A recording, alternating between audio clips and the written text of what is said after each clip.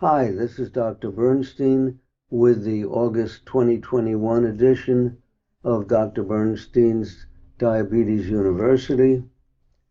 Before we start with our questions, I want to mention one article that has received a lot of publicity in the scientific literature in the past month. It was a study that looking at gestational diabetes that occurs during pregnancy. And basically, two halves of the study were compared. One half was doing glucose tolerance tests early in the pregnancy, and the other was at the usual guideline point, which is about halfway through the pregnancy. So catching gestational diabetes early versus catching it late, and then seeing if there was any improvement in the outcomes of these pregnancies. Were the babies less likely to have the complications caused by gestational diabetes in the mother, or were they less likely to have these complications if the disease was picked up early? And I guess to everyone's surprise, there was no difference in outcomes for the fetus, the baby, or the mother between catching it early or catching it late. Now, I was not surprised to see this result because I was already aware of the fact that most doctors do not know how to treat gestational diabetes.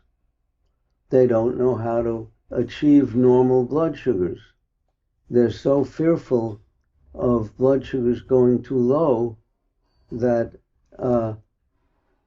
these patients end up having relatively high blood sugars during their pregnancies, and both the mother and the baby suffer because of this.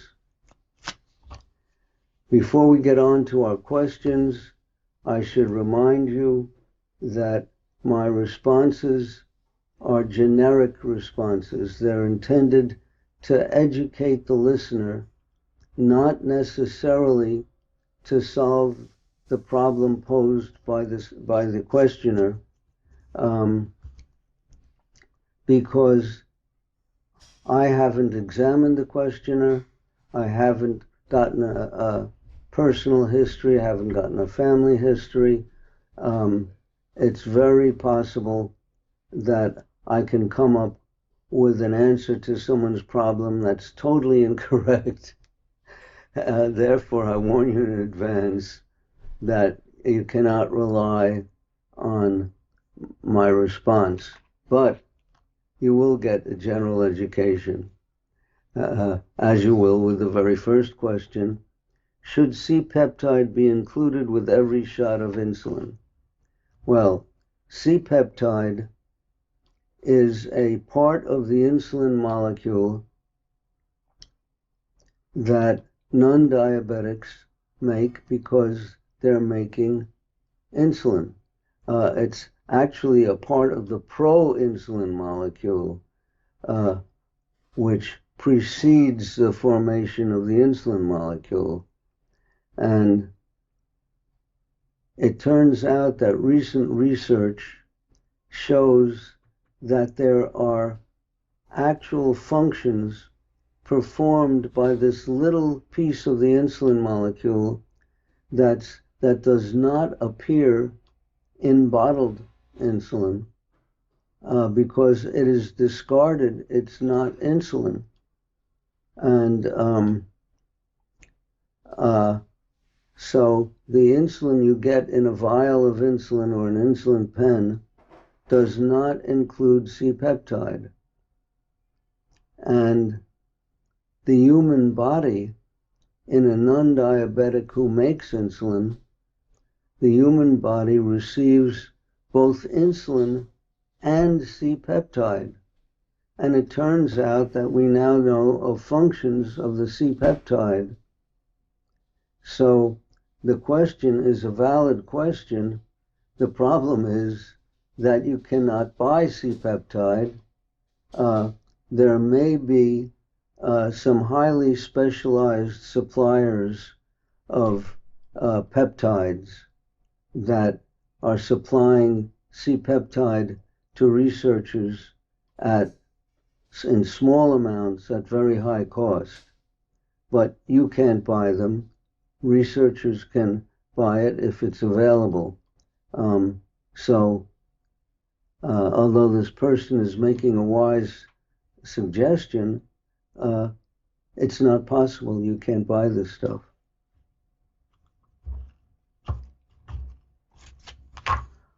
Over and over again, I see people on the internet say complications don't start until you hit 120 milligrams per deciliter or 140 milligrams per deciliter.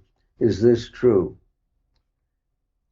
Well, the evidence that it isn't true would probably be in the common history of type 2 diabetes, where many of these patients have long-term complications of diabetes at the time of diagnosis. Now, we know that type 2 comes on gradually and is usually not diagnosed until people already have complications. For example, when people ask me, what's the first complication of type 2 diabetes? How do I know I have type 2 diabetes? It's usually urinary tract or vaginal infections in women, because the fungus that causes vaginal yeast infection is very common when blood sugars are elevated. So once blood sugars are high enough to cause yeast infections, this person is already diabetic, and the blood sugars probably already exceed 120 or 140, but years prior to that, they also had slightly elevated blood sugars, and most of these people have detectable complications of diabetes. In fact, when I'll examine a new patient comes to me only recently diagnosed, or maybe even not sure whether or not they have diabetes, and I will find maybe 15 different complications of diabetes when I examine them. My physical exam form is available on the internet, and just looking through it, you could see how many different complications I'm looking at, and it's a lot. For example, one common complication is double vision, which appears pretty early when you know how to test for it. Most diabetics do not know they have double vision because it requires a specialized test. And most ophthalmologists don't even have the equipment for testing for it, and aren't interested in it.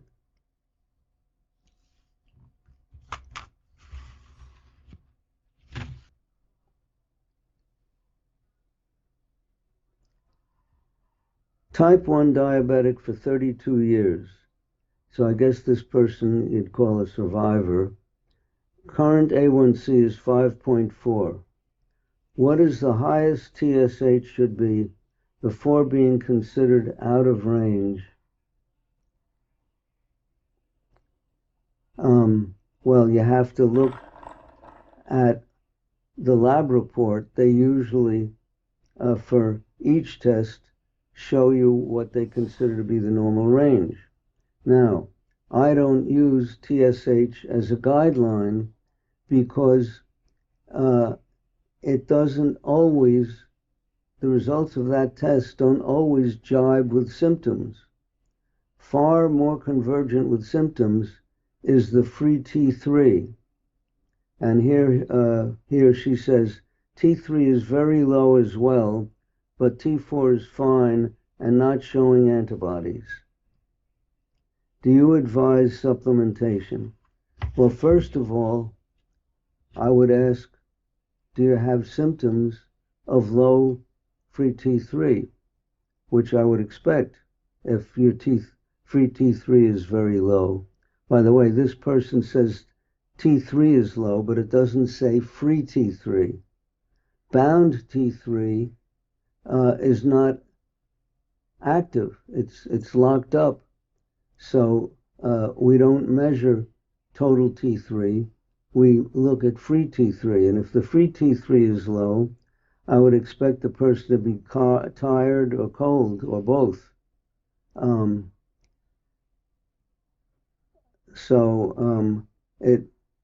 What's really important is what symptoms you have.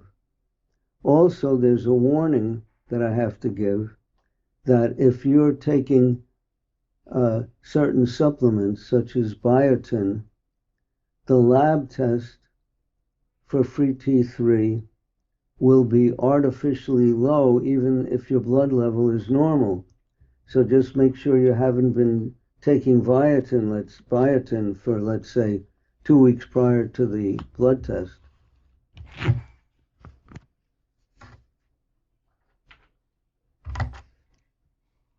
Following your method for our 12-year-old, our endo looked at our Dexcom data and expressed concern over the last 90 days.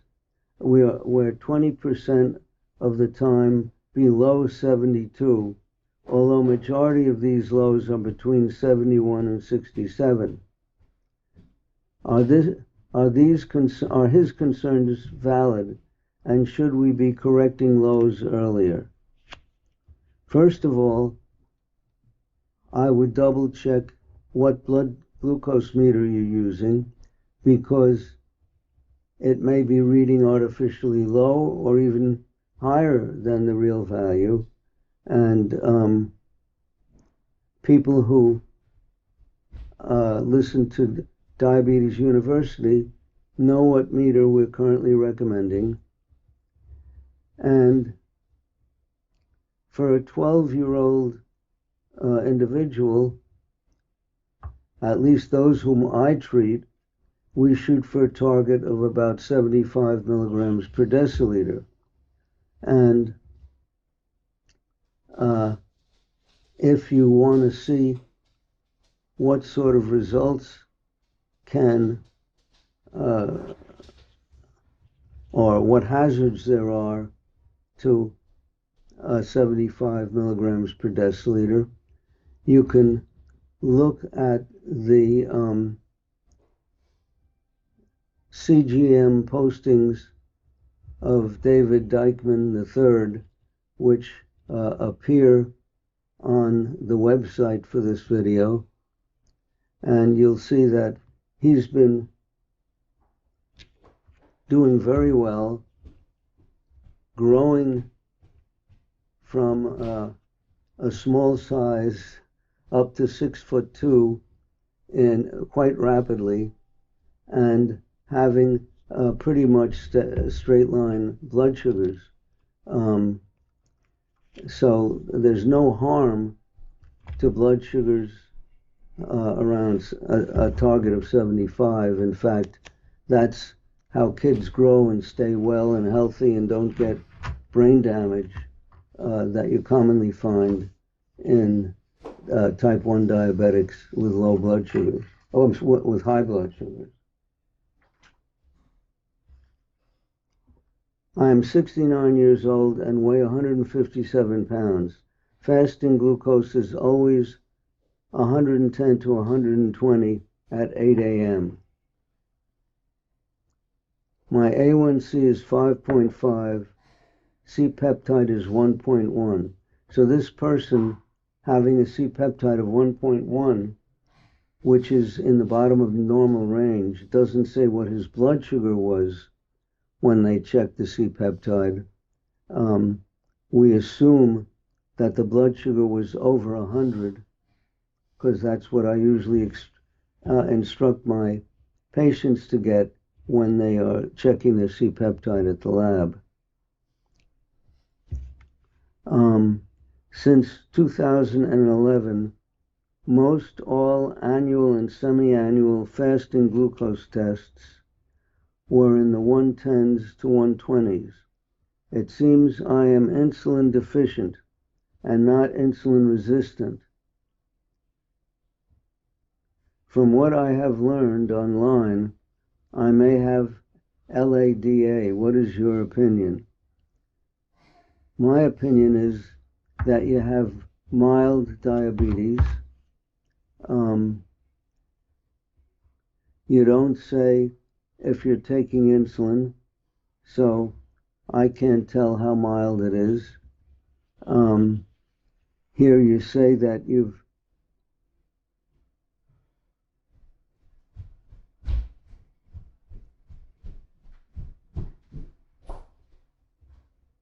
LADA was recently shown to be a spectrum of diseases. In fact, such that it should not have a name. It goes from mild autoimmune diabetes to severe insulin-resistant type 2 diabetes. Everything in between has been called LADA, which stands for latent autoimmune diabetes of adulthood. And now the latest study that I've seen challenges the term, and it's been arbitrarily applied to many forms of diabetes or many degrees of severity of diabetes. So, and what I've been saying for years is that you should be treating the blood sugars, not the name. The name of the disease is not important. What's important is what your blood sugars are and when they are, etc. I know that all people work differently, but which is the most common distribution between bolus and bolus in percent for type 1 with normal weight and normal activity?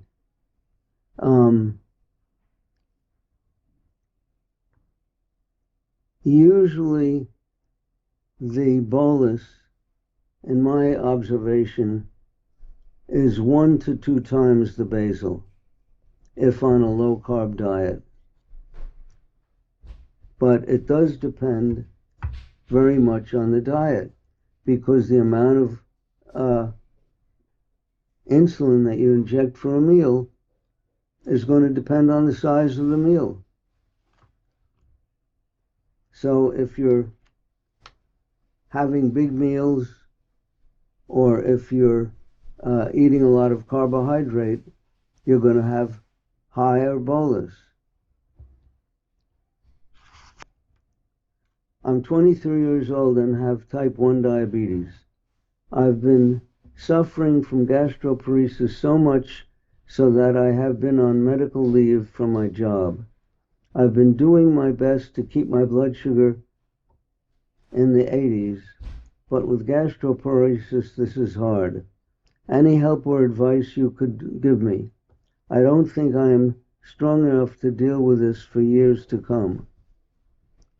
Well, first of all, you should read my book, Diabetes Solution, which has a whole chapter on gastroparesis.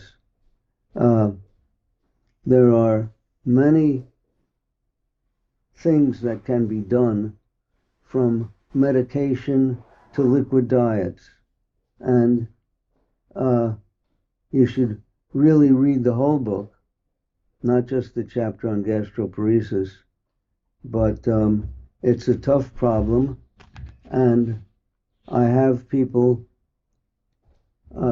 I'm treating currently with pretty severe gastroparesis who are doing reasonably well.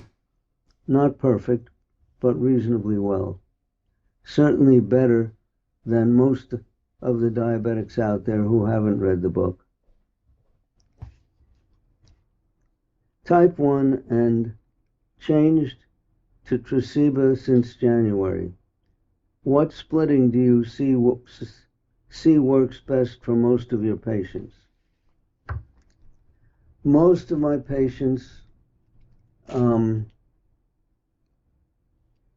take half their Tresiba dose at bedtime and half on arising in the morning. I should say probably about half of them. And the other half of them, those are those who are making the most insulin. Those who are fully diabetic, as I am, usually take half their Tresiba at bedtime and half about 6 hours after they get the bedtime shot. In other words, they're taking a very early morning shot to cover part of the dawn phenomenon and most of the day. And we find from trial and error that sometimes the bedtime shot has to be larger than the early morning shot. More often, the early morning shot has to be larger, slightly larger than the bedtime shot. It's all trial and error.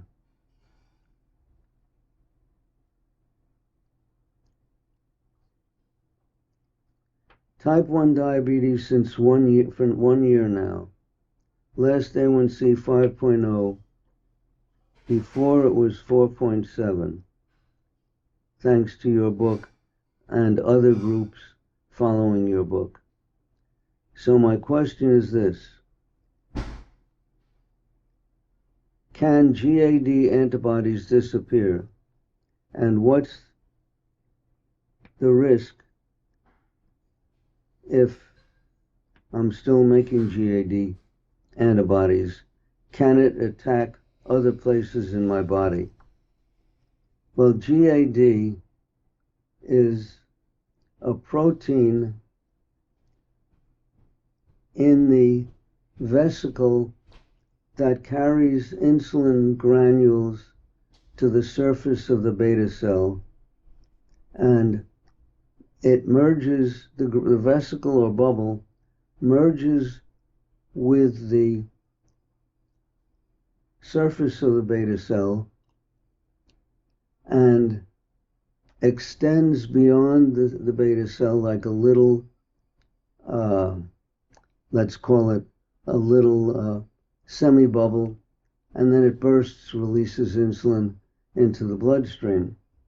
And at the time that it bursts is when there's GAD in this little bubble. Now, antibodies to GAD are antibodies to GAD, which exists only in this little specialized bubble. These antibodies are not going to attack anything other than elsewhere in your body, because there's no GAD elsewhere to our knowledge. So if you're making GAD antibodies, you're making antibodies to this bubble that releases insulin. So I don't think you have to worry about it damaging the rest of your body. And the GAD antibodies do frequently disappear, might even say usually disappear, in autoimmune diabetes they can come and go. For example, early on, you may make actually a number of antibodies. Why you're focusing on GAD when there have been found to be hundreds of epitopes that are to which antibodies are made that in anticipation of type 1 diabetes. In other words, studies show that type 1 diabetics can be making any of hundreds of antibodies. And there's, just because GAD was the first one to be discovered doesn't mean that you should be especially fearful of it. You already have diabetes, so the fact that making antibodies, whatever type there are, predict diabetes should be frightening you because you already have diabetes. By the way, GAD stands for glutamate decarboxylase. Decarboxylate. Glutamate decarboxylate. That's basically the story.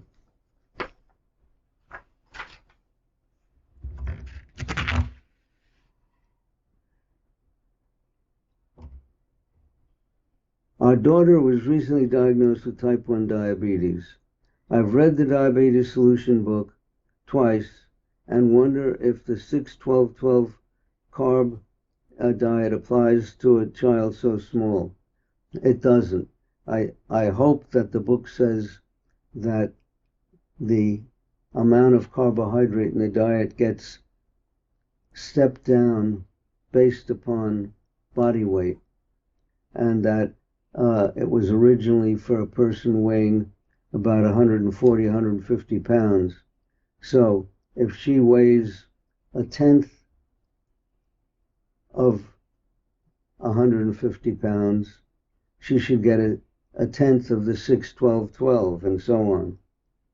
But the amount of protein that little kids need is much more than the amount of protein that adults need, except if they're professional athletes.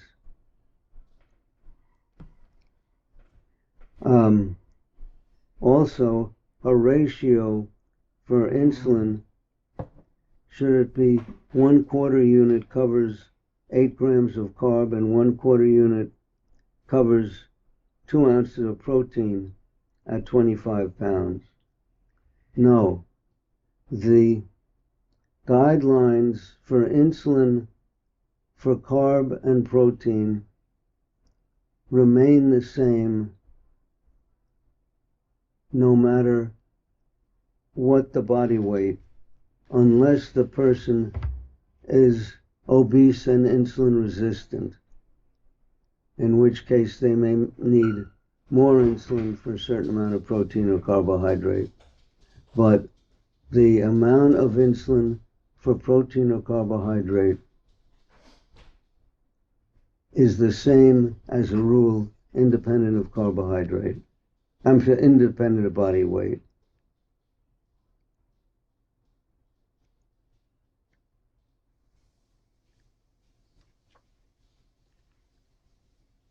Now, also, if a little kid is still making insulin, they may require less insulin for their meals. So it all boils down to trial and error. And certainly for little kids, the insulin should be diluted. My son was diagnosed with type 1 diabetes 2 months ago. We caught it early, and he only needs 1 unit of basal insulin a day. During a checkup, we told the doctor we are eating low carb. he ran a ketone test and detected ketones and said that my son will soon go into DKA, that's diabetic ketoacidosis, rapidly because of the ketones, and we should be feeding him 50 grams of carbohydrate a day to stop the ketones. If I do that, his blood sugar is uncontrollable. I don't know what to do. Well, I guess what I've advised the other parents of small children to do applies here too. I'm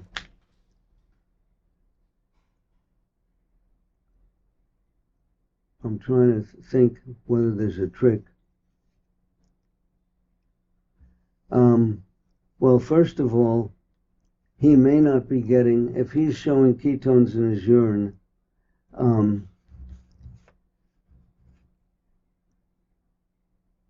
when he goes to the doctor, you should take him after a meal, not fasting. Many people show ketones in their urine if they're fasting, especially pregnant women. But if you're fasting all night long, there's a good chance that you don't have any more glycogen stored in your liver and muscles, and you're going to have ketones, which may frighten the doctor. You're not going to get diabetic ketoacidosis, which is a severe dehydrating illness, if you're drinking enough fluid and having normal blood sugars. It just doesn't happen. But doctors are taught these myths, and that's a problem. And there it's a matter of either making sure there are no ketones by having food before you go to the doctors, or finding another doctor. Well, that's the end of our sessions for August 2021. However, I want to again render a plea. Our videos hit from 5,000 to maybe 100,000 listeners per video, depending upon the video and the time of year, time of month, etc. There are about 34 million known diabetics in the USA and another 88 million pre-diabetics. So we're not even exposing 1% of the known diabetics and very close to 0% of the pre-diabetics to our videos.